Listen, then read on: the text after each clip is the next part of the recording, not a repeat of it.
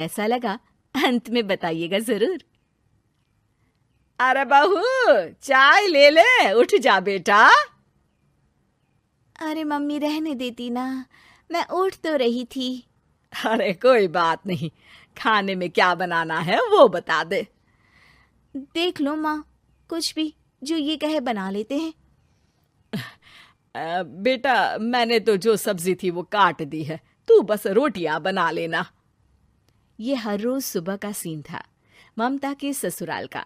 एक दिन पड़ोसन कहती है, अरे बहन जी, सारा दिन काम करती रहती हो, थकती नहीं क्या आप? बहू क्या करती रहती है सारा दिन? अरे वो भी कुछ ना कुछ करती ही रहती होगी। अब इतनी भी बूढ़ी तो नहीं हूं मैं जो बैठ जाऊं कि सामने काम पड़ा है और मैं बैठी रहूं।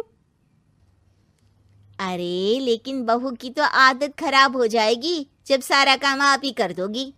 अरे ठीक है ना, कम उम्र में हमारी भी शादी हुई थी। अब आजकल के पढ़ने लिखने वाले बच्चों को सारी जिम्मेदारी लेने में भी तो वक्त लगता है। बहू है तो क्या हुआ, मेरी बेटी की उम्र की ही है ना। एक उसे भी देख लो, चाय बनाने के सिवा आता ही क्या है। ममता से सारी बात करती है। हाँ, मम्मी जी ही ज्यादा काम करती हैं, इसमें कोई दो राय नहीं है। लेकिन मैं भी क्या करूं, ऑफिस और घर के बीच जो वक्त मिलता है उसी में काम कर लेते हैं, है ना। दिन बीत रहे थे। सास बहू के बीच की बॉन्डिंग अच्छी थी, लेकिन जब बहू माँ बनती है तो जो थोड़ा बहुत काम किया करती थी वो भी छोड़ देती है। बहू, ये ले, तेरे लिए बनाया है। इसको खाने से बच्चा और तू दोनों स्वस्थ रहेंगे। ठीक है माँ जी। माँ जी, वो बच्चे के लिए गद्दे जो सूख रहे हैं ना छत पर, जरा ले आइए ना। तभी वहां पति आ जाता है। अरे माँ रुको, मैं ले आता हूँ, तुम मेरा खाना लगा दो। माँ किचन में चली जाती है। पता है, बगल वाली डॉली है ना, वो लोग हमारी साइड के हैं। उसकी सास ने तो उसकी हड्डियों को मजबूत करने वाले लड्डू बनाए हैं। उसे भी बच्चा हुआ है ना। पता नहीं मम्मी जी क्या पानी सा उबाल कर दे देती है, मैं तो बस वही खा लेती हूँ। अरे तो तुम्हारे साइड बनता है तो तुम अपनी माँ से बोल दो, वो बना देंगी। आहा, माँ की तबीयत ठीक नहीं रहती, तुम जानती हो ना, कैसे बनाएंगी वो। अरे क्या हो गया सासू माँ को? कल तक तो फेसबुक में किटी की फोटो डाल रही थी। अच्छा अच्छा, चुप रहिए। डॉली की सास ने मनाया है, तुम लोगों का भी तो फर्ज बनता है। तभी वहां सास आ जाती है। ये ले बहू, गर्म पानी की बोतल, गर्म पानी पीने से पेट अंदर हो जाएगा। नहीं नहीं माँ जी, गर्म पानी पीने से प्यास नहीं बुझती। अरे पी लेना बेटा। वो बगल वाली डॉली को तो जानती है ना, जो तुम लोगों के साइड की है। तेरे साथ ही उसका भी बच्चा हुआ था। बेचारे का कोई ख्याल रखने वाला नहीं, सारा काम करती है और रात में बस एक लड्डू खाकर सो जाती है। पेट तो लटक ही गया है और बच्चा तो कितना कमजोर सा है उसका। अच्छा माँ, क्या बात है, डॉली की ये हाल है? क्यों मैडम, क्या कहना है आपका? अब पता है मुझे, किसी के पास मेरी सास की तरह सास थोड़ी ना है। नहीं नहीं बेटा, ऐसा नहीं है। मेरे लिए तो तुम सभी मेरे बच्चे जैसे ही हो। ममता को समझ में नहीं आता कि वो सास में कैसे कोई बुराई निकाले, क्योंकि हर कोई उससे उसकी सास की तारीफ ही किया करता था। एक रोज ममता के घर उसकी ननद आती है। अरे भाभी, मुन्नी को तो 6 महीने हो गए, आप अभी भी बेड पर हो। आ गई है आप? कैसी हैं बुआ? बच्चा होने के 6 महीने बाद आई हैं आप। भाभी, अमेरिका दूर है ना, तो वक्त लग जाता है। अब इनकी छुट्टी अभी थी तो सभी आ गए। वैसे माँ कहाँ है? थकी हारी सास बेटी को देखकर खुश हो जाती है।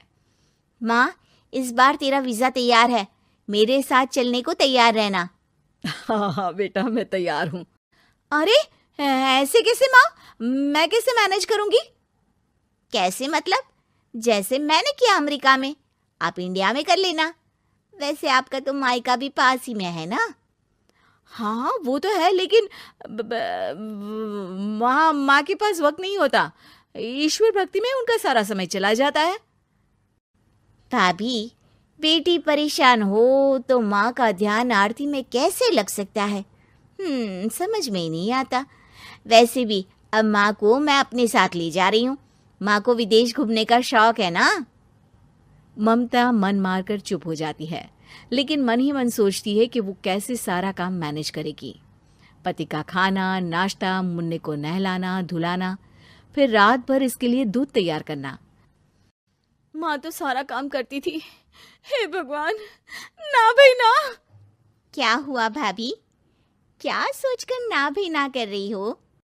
अरे कुछ नहीं, बस बच्चे के बाद से ही कमजोरी ज्यादा हो गई है ना, तो अचानक से बड़बड़ाने लगती हूँ मैं। अगले दिन ममता अपनी माँ को फोन करती है। राधे राधे। माँ मैं क्या करूँ, मेरी सास तो अमेरिका जा रही है बेटी के पास। अब घर का सारा काम, बच्चा, सब कैसे मैनेज करूँगी। तू आ जाना माँ कुछ महीनों के लिए मेरे पास। अरे ना ना ममता, मेरे बस की बात नहीं है काम धाम।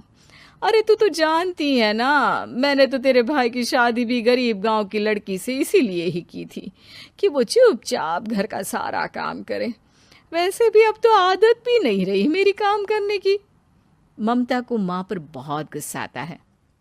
ठीक है माँ, देख लूंगी मैं, लेकिन मेरी मुसीबत के वक्त आप मेरा साथ नहीं दे रही है। अब भूल जाना मुझे। ममता गुस्से में आकर फोन रख देती है और रोने लगती है, लेकिन बेचारी करे भी तो क्या। अब सास और ननद दोनों घर का काम करते, नेहा आराम करती, लेकिन अब आराम में भी उसे चिंता रहती। और फिर वो दिन भी आ जाता है जब ननद का जाने का वक्त आ जाता है। भाभी मैं जा रही हूँ, अपना और मुन्ने का ख्याल रखना। ममता सास को देखती है और गले लगकर रोने लगती है। माँ जल्दी आ जाना। सास मुस्कुराकर कहती है, कहाँ से ममता, मैं कहीं नहीं जा रही। मैंने देखा कि मेरे जाने की बात से ही तू परेशान हो गई थी, इसीलिए मैंने अपना जाना कैंसिल कर दिया है। तू चिंता ना कर, मैं तेरे साथ ही रहूंगी।